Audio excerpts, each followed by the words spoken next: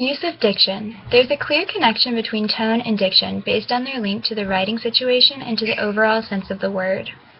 Diction is defined in the glossary as the selection of words in terms of their meaning and their appropriateness for a specific audience or purpose.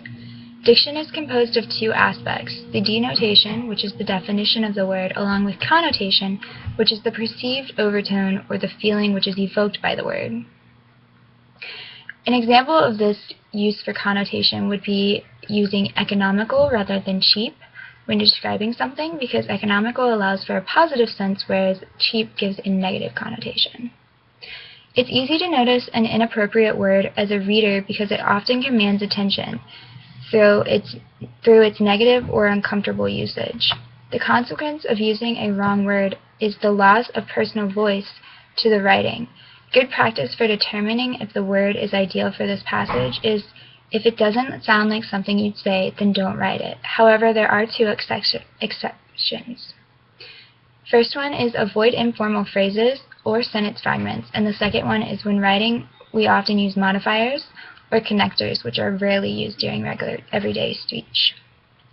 A tip, though, that I've learned from diction is in personal essays, say for example writing to grad schools or medical schools, or as the book pointed out, law schools, avoid uncommon or pretentiously used words, because though you're trying to impress them, you do not want to seem as though you just pulled it out of a thesaurus.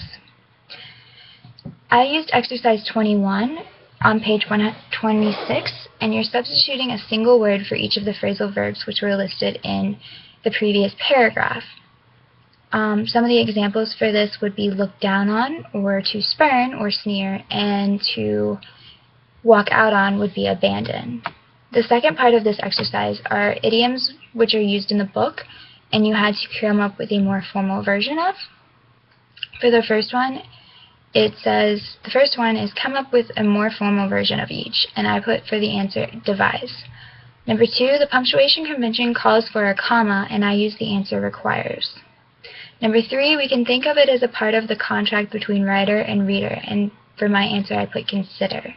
Number 4, you can be sure that in the reading their own prose, whether silently or aloud, they are paying attention to sentence rhythm, and I use the answer noticing.